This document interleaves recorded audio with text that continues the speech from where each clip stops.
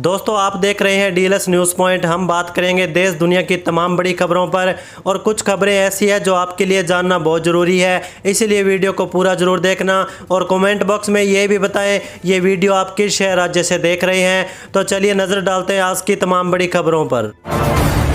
देखिए दोस्तों, पहली सबसे बड़ी खबर, आज संसद के दौरान राहुल गांधी और अमित शाह के बीच जबरदस्त डिबेट देखने को मिली। राहुल गांधी ने वोट चोरी को लेकर अमित शाह पर जोरदार हमला बोला। राहुल गांधी ने कहा, हिंदुस्तान के इतिहास में पहली बार डिसीजन लिया गया कि इलेक्शन कमीशन को फुल इम्यूनिटी दी जाएगी, जिसके बाद हरियाणा में 19 लाख वोट चोरी हुए। ये सब बातें सुनकर अमित शाह अचानक भड़क उठे। फिर राहुल गांधी ने शाह को सीधा चैलेंज दिया कि आप सीधा मेरे कॉन्फ्रेंस में आइए। इसके बाद राहुल गांधी की बातों का जवाब अमित शाह ने किस तरीके से दिया वो आप इस रिपोर्ट में देखिए। हिंदुस्तान के इतिहास में पहली बार डिसीजन लिया गया कि इलेक्शन कमिश्नर्स को फुल फुल इम्यूनिटी दी जाएगी। ठीक है, ये है ना, इसका जवाब इसका पीठ में खत्म नहीं किया सर। इसके पीछे जो थिंकिंग थी वो हमें सबसे पहले बताएं। ठीक है। दूसरी बात, नहीं हरियाणा की जहां इन्होंने बात की, इन्होंने एक उदाहरण लिया, वहां पर अनेक उदाहरण हैं। वो भी आपने दिया था ना, 19 वो भी आपने दिया था, इसलिए दिया वो भी 19 लाख वहां पे फेक लोग, वो उदाहरण आपने दिया था, इसलिए उनका जवाब दिया। और ये भी हमें बता दीजिए, actually let us have a debate on my press conference. Let us go, let us have very good idea, let us have a debate on the press conference. Amit Shah ji, I challenge you to have a debate on the three press conference. विपक्ष के नेता महोदय कहते हैं कि पहले मेरी बात का आप जवाब दीजिए, मैं सुनना चाहता हूं। आपकी मुनसफी से संसद नहीं चलेगी, मेरे आप बोलने का क्रम मैं तय करूंगा, इस तरह से नहीं चलेगी संसद। मान्यवर उनको धैर्य रखना चाहिए, उनको धैर्य रखना चाहिए मेरा जवाब सुनने का। इनकी एक एक बात का जवाब मैं दूंगा, मगर मेरे भाषण का क्रम वो तय नहीं कर सकते, मैं करूंगा क्योंकि मैं बोल रहा हूं। वहीं अगली बड़ी खबर देखिए, आज़ाद समाज पार्टी ने उत्तर प्रदेश विधानसभा चुनाव 2027 की तैयारियों को तेज करते हुए 45 विधानसभा सीटों के प्रभारियों की पहली सूची जारी की। पार्टी अध्यक्ष और सांसद चंद्रशेखर ने अनुसूचित जाति, पिछड़ा वर्ग, मुस्लिम और सिख समाज से जुड़े नेताओं को जिम्मेदारी देकर संगठन मजबूत करने और व्यापक सामाजिक समीकरण साधने पर जोर दिया। उत्तर प्रदेश विधानसभा चुनाव 2027 की तैयारियों को लेकर आज़ाद समाज पार्टी ने चुनावी अभियान को गति दे दी है। वहीं देखिए दोस्तों, राजनीति में हर लड़ाई सिर्फ नारों और समीकरणों से नहीं जीती जाती, कई बार चेहरे भी रिश्ता बनाते हैं, जन समर्थन हासिल करते हैं और चुनाव जिताने में भूमिका निभाते हैं। वर्ष 2027 के विधानसभा चुनाव से पहले समाजवादी पार्टी भी बाकी सब तैयारियों के साथ अपना एक और राजनीतिक रंग रूप गढ़ने में जुटी है। एक और अखिलेश यादव सरकार पर आक्रामक हमलों की कंबाल संभाले हुए हैं, तो उनके साथ उनकी पत्नी सांसद डिंपल यादव को सौम्य, संवेदनशील और जन सरोकारों से जुड़ी नेता के रूप में स्थापित करने की कोशिश की जा रही है। इसी के साथ अगली खबर देखिए, विधानसभा चुनाव 2027 के लिए मायावती की बसपा पार्टी जिले में सबसे पहले खेरागढ़ विधानसभा क्षेत्र से प्रत्याशी घोषित करने जा रही है। पार्टी के राष्ट्रीय संयोजक आकाश आनंद खेरागढ़ विधानसभा क्षेत्र के प्रभारी की घोषणा करेंगे। भाजपा और कांग्रेस के संभावित प्रत्याशियों के जातीय समीकरण को ध्यान में रखते हुए खेरागढ़ से ब्राह्मण प्रत्याशी पर दांव लगाया गया। अगस्त के अंतिम सप्ताह में समय नहीं मिला तो सितंबर के पहले सप्ताह में खेरागढ़ में राष्ट्रीय संयोजक आकाश आनंद की जनसभा आयोजित की जाएगी। वहीं अगली बड़ी खबर देखिए, भाजपा के सदस्य राघव चड्ढा ने कर्नाटक में हुए पेपर लीक की घटना याद दिलाकर कांग्रेस को बेनकाब कर दिया। सार्वजनिक परीक्षा संशोधन विधेयक पर चर्चा के दौरान राघव चड्ढा ने उच्च सदन में कहा, 2016 में जब कर्नाटक में कांग्रेस की सरकार थी तो किस तरह राज्य के मेडिकल शिक्षा मंत्री का पीए पेपर लीक कर रहा था। राघव ने भाषण के वीडियो का एक हिस्सा एक्स पर साझा किया और कहा कि पेपर लीक जैसी गंभीर बीमारी का स्थायी इलाज करना होगा। पेपर की तुलना कैंसर से करते हुए कहा कि जैसे कैंसर का इलाज केरोसिन खिलाकर नहीं किया जा सकता। चलिए अगली खबर देखिए, कंगना रनौत के खिलाफ बार बार पेपर लीक के मामलों में प्रदर्शन करने वाले छात्रों को गटर जनरेशन करने पर अधिवक्ता रमाशंकर शर्मा ने शुक्रवार को स्पेशल कोर्ट एमपी एमएलए में परिवाद प्रस्तुत किया। विशेष न्यायाधीश अनुज कुमार सिंह की अदालत 5 अगस्त को सुनवाई करेगी। वहीं देखिए दोस्तों, वाराणसी में जगत गुरु बालक देवाचार्य की तहरीर पर राहुल गांधी, पप्पू यादव और फैजाबाद सांसद अवधेश प्रसाद के खिलाफ संसद में प्रदर्शन को लेकर मुकदमा दर्ज किया गया। आरोप है कि प्रदर्शन के दौरान हिंदू संत परंपरा और राम मंदिर के दान का उपयोग कर धार्मिक भावनाओं को आहत किया गया। वहीं अगली बड़ी खबर देखिए, कांग्रेस ने दशकों से भारतीय हॉकी टीम की पहचान रही ब्लू जर्सी का रंग बदलकर इसे केसरिया किए जाने पर सवाल उठाया।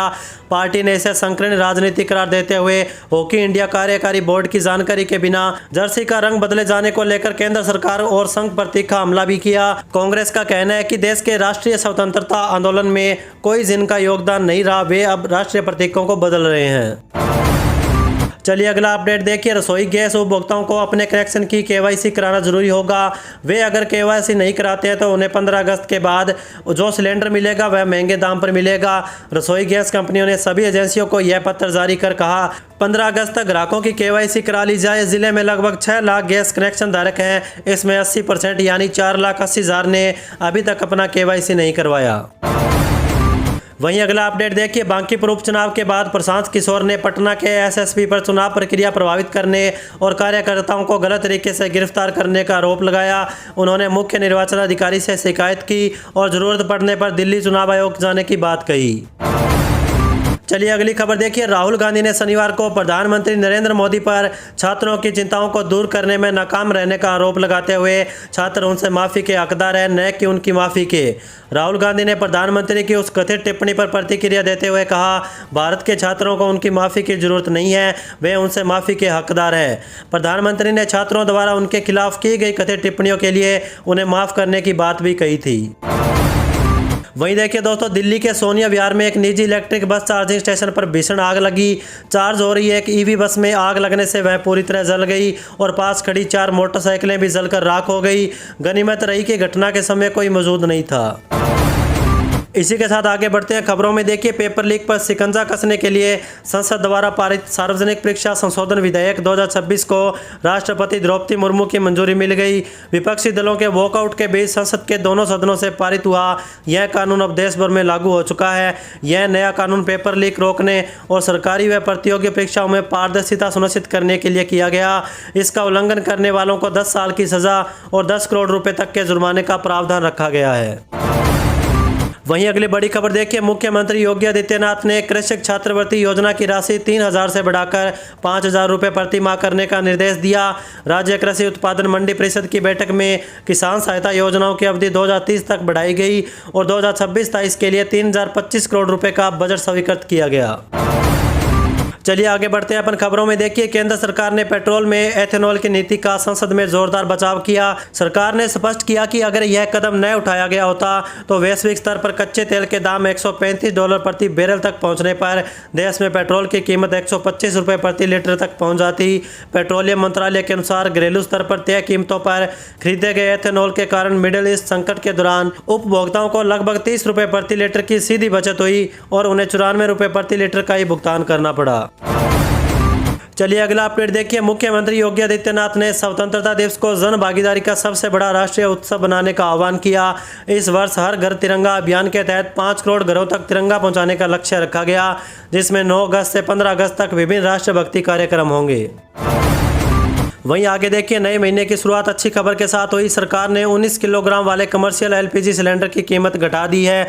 लगातार दूसरे महीने कमर्शियल सिलेंडर सस्ता हुआ, जबकि 14.2 किलोग्राम वाले घरेलू एलपीजी सिलेंडर की कीमत में कोई बदलाव नहीं किया गया। दिल्ली में 19 किलो कमर्शियल सिलेंडर की कीमत में 202 रुपये की कटौती की गई। अब यह 2,728 रुपये में उपलब्ध होगा, जो कि पहले 2,930 रुपये में था। कोलकाता में कीमत 209 रुपये घटाई गई है, जिससे वहाँ सिलेंडर अब 2,872 रुपये का मिलेगा। इसी के साथ अगली खबर देखिए, राम मंदिर चोरी मामले में सुप्रीम कोर्ट के निर्देश के बाद गठित हुई नई एसआईटी ने मामले की जांच प्रारंभ कर दी है।